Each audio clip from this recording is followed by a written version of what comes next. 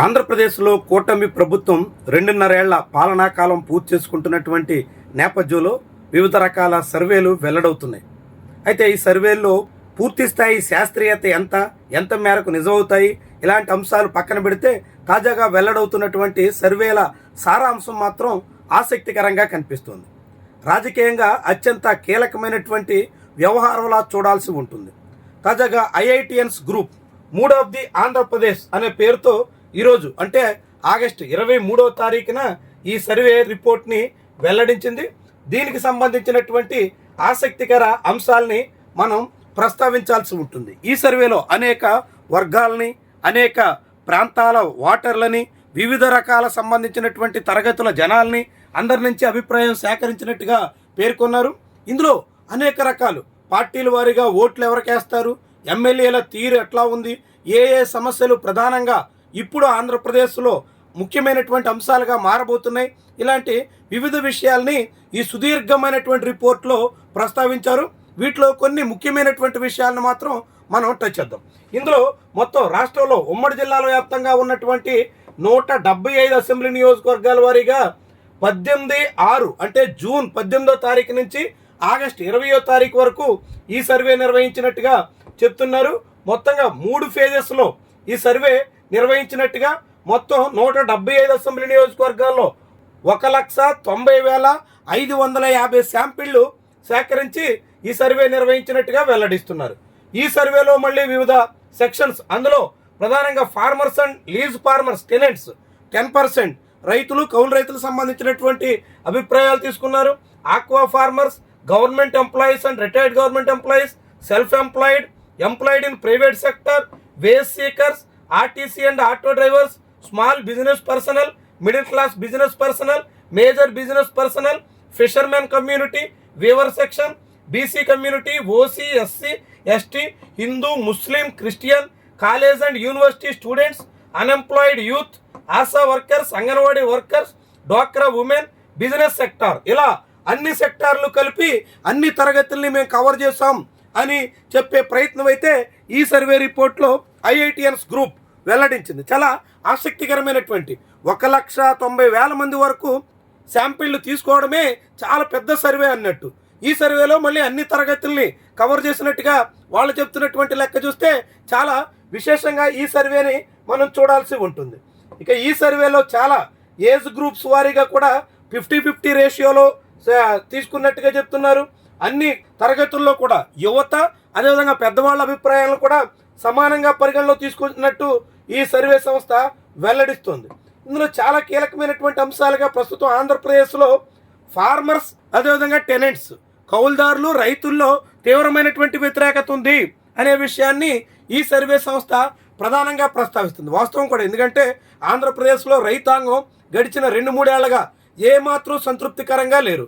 మొదట్లో మిర్చి, ఇటీవల మళ్ళీ మామిడి, అరటి, అన్ని రకాల పంటలు కూడా తీవ్రమైనటువంటి గిట్టుబాటు ధరలు లేక అల్లాడిపోవలసినటువంటి పరిస్థితి అయితే ఉంది. దాంతో రైతుల్లో కౌలుదారులకి ఈ ప్రభుత్వం కనీసం రైతు భరోసా లాంటి, అన్నదాత సుఖీభవ లాంటి నిధులు కూడా ఇవ్వలేకపోతున్నటువంటి తరుణంలో ఇక్కడ వ్యతిరేకత అనివార్యం. అన్ఎంప్లాయ్మెంట్, లాండ్ ఆర్డర్, రాష్ట్రంలో లాండ్ ఆర్డర్ పరిస్థితి బాగాలేదు అనేటువంటి అభిప్రాయం ఉన్నట్టుగా, corruption charges against MLAs and ministers, ఇది చాలా మేజర్ ఇంపాక్ట్ చూపించే విషయంగా కూడా మారబోతుంది. ఇది ఇప్పటికే ప్రభుత్వం కూడా గుర్తించింది.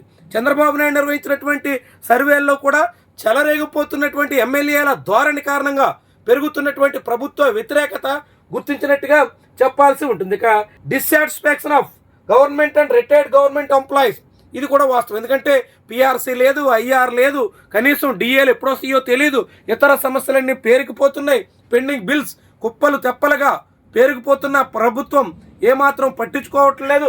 దాంతో ఉద్యోగుల అసంతృప్తి కూడా పెద్ద అంశంగానే చూడాల్సి ఉంటుంది. ఇక government educational institutions and government hospitals maintenance కూడా సరిగా లేదనే అభిప్రాయం ఉంది. ఇంప్లిమెంటేషన్ ఆఫ్ వెల్ఫేర్ స్కీమ్స్ చాలా ముఖ్యమైనటువంటి విషయం. ఎందుకంటే జగన్మోహన్ రెడ్డితో చంద్రబాబుని పోల్చుకునేటువంటి ప్రధానమైనటువంటి అంశాల్లో సంక్షేమ పథకాలు ఉంటాయి. ఈ సంక్షేమ పథకాల్లో ఇప్పుడు ఈ ప్రభుత్వ తీరుతో తీవ్రమైనటువంటి వ్యతిరేకత ఉంది అన్నట్టుగా చెప్తున్నారు. లిక్కర్ అండ్ మైనింగ్ ఈ రెండు కూడా ప్రభావితం. ఖచ్చితంగా ఎప్పుడైనా ఎన్నికల్లో ప్రభావితం చేసే అంశాల్లో ఈ రెండు ఖచ్చితంగా ముందుంటాయి.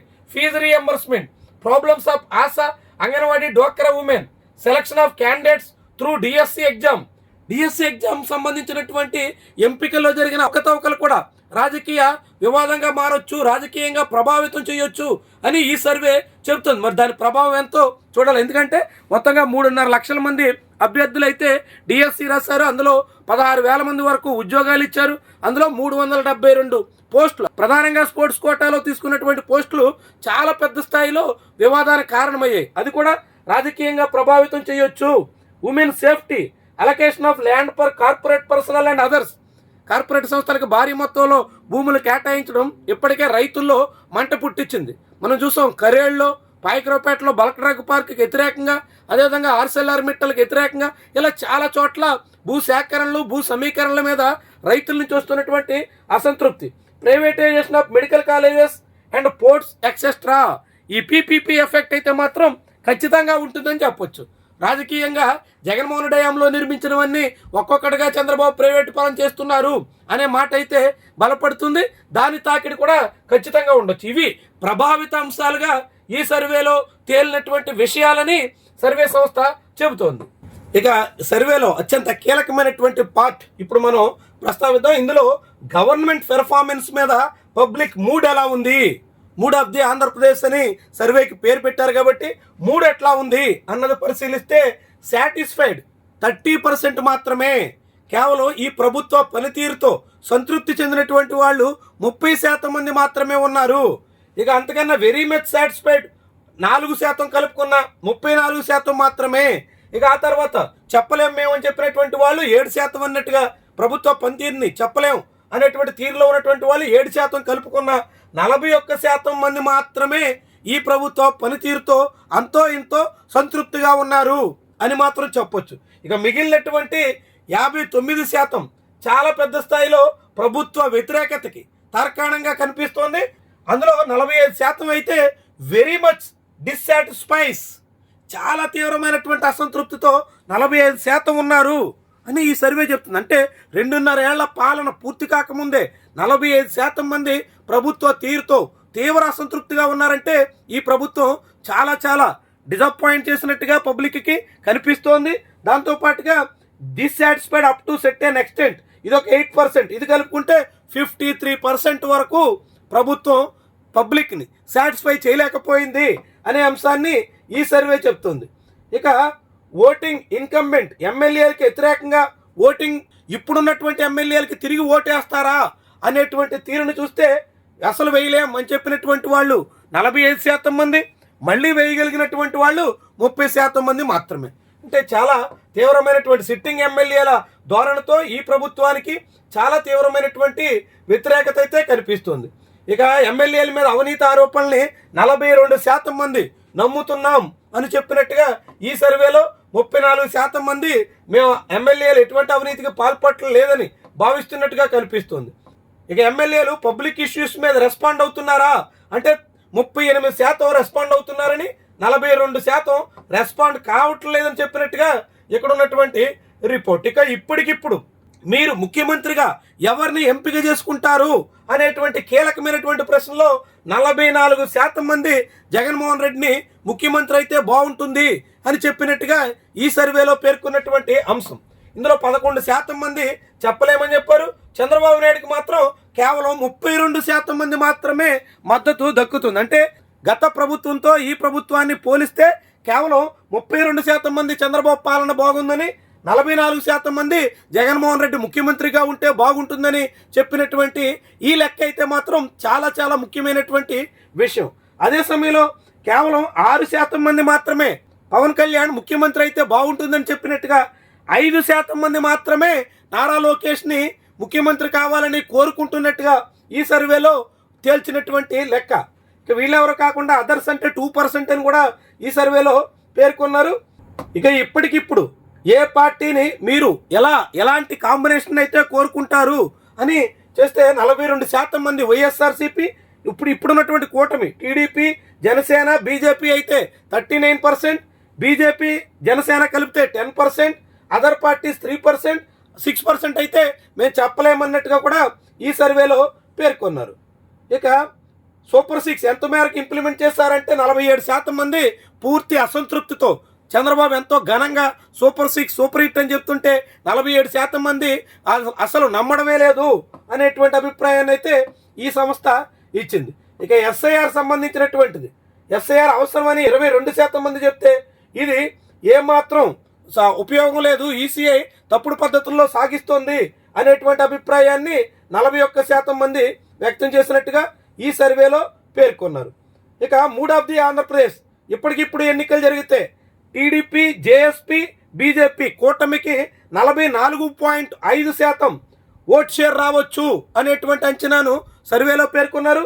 వైఎస్ఆర్సీపీకి కూటమి కన్నా 1% హైయెస్ట్ 45.5%, 45.5% ఓట్లు రావచ్చు. అదర్స్కి 3.5%, ఇంకా ఏమి డిసైడ్ చేసుకున్నటువంటి ఓటర్లు 6.5% ఉన్నట్టుగా చెప్తున్నారు. మొత్తంగా అయితే ఇప్పటికిప్పుడైతే వైఎస్ఆర్సీపీకి అధికారం ఖాయం అనేటువంటి తీరున ఈ సంస్థ సర్వేలో పేర్కొన్నట్టుగా భావించాల్సి ఉంటుంది. ఇక సీట్ల వరకు ఎవరికి ఎన్ని సీట్లు రావచ్చు అనేది కూడా చూస్తే కూటమికి ఇప్పుడున్నటువంటి 164 స్థానాల నుంచి ఏకంగా 100కు పైగా సీట్లు కోల్పోయి 62 సీట్లకు మాత్రమే పరిమితం కావచ్చు అనేటువంటి అభిప్రాయాన్ని అయితే వ్యక్తం చేసింది. వైఎస్ఆర్సీపీ 11 సీట్ల నుంచి ఒకేసారి 83 సీట్లకు పెరగవచ్చు అని కూడా పేర్కొంది. అయితే ఈ సంఖ్య చూస్తే వైఎస్ఆర్సీపీకి గవర్నమెంట్ ఏర్పాటు చేయడం తగ్గట్టుగా పూర్తి స్థాయి మెజార్టీ అయితే వచ్చినట్టుగా కనిపించట్లేదు. కానీ కీన్ కంటెస్ట్ 30 నియోజకవర్గాల్లో చాలా గట్టి పోటీ ఉంటుంది అని మాత్రం పేర్కొంది. ఆ నియోజకవర్గాలు ఏంటి, ఎలాంటి పోటీ ఉంటుంది అలాంటి విషయాలను కూడా పేర్కొంది. ఓవరాల్గా ఖచ్చితంగా గెలిచేటువంటి 83 సీట్లు, కీన్ కంటెస్ట్లో మరికొన్ని కూడా కలిపి వైఎస్ఆర్సీపీకే అధికారం అనేటువంటి తీరున ఈ సర్వే చాలా క్లియర్గా చెప్పుకొస్తోంది.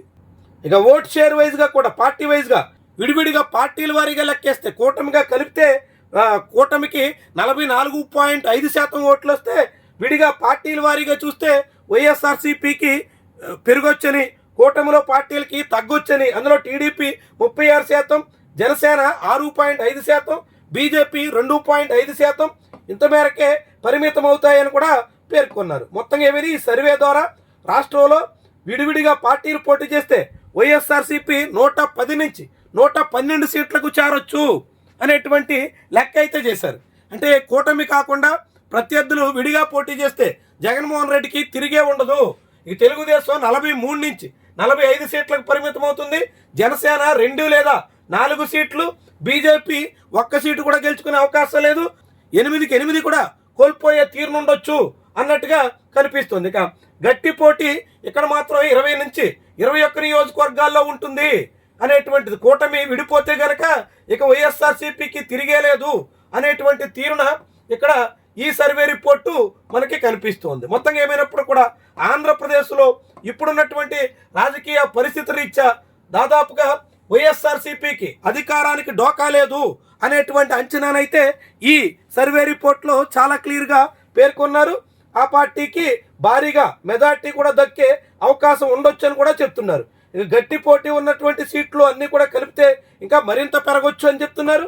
ఈ ఓట్ షేర్ కూడా ఎక్కడెక్కడ రావచ్చు, 18 to 30 ఇయర్స్ మధ్యలో వైఎస్ఆర్సీపీకే మెజార్టీ ఉందని, 31 to 45లో కూడా వైఎస్ఆర్సీపీకి ఎక్కువ ఉందని, ముఖ్యంగా 60 ఇయర్స్ అబవ్లో వైఎస్ఆర్సీపీ మద్దతు చాలా ఎక్కువ ఉందన్నట్టుగా ఈ సర్వే రిపోర్ట్లో పేర్కొన్నారు. ఇలా మళ్ళీ కులాల వారీగా, ప్రాంతాల వారీగా, నియోజకవర్గాల వారీగా మొత్తం రిపోర్ట్నంతా ఈ సంస్థ వెల్లడించింది.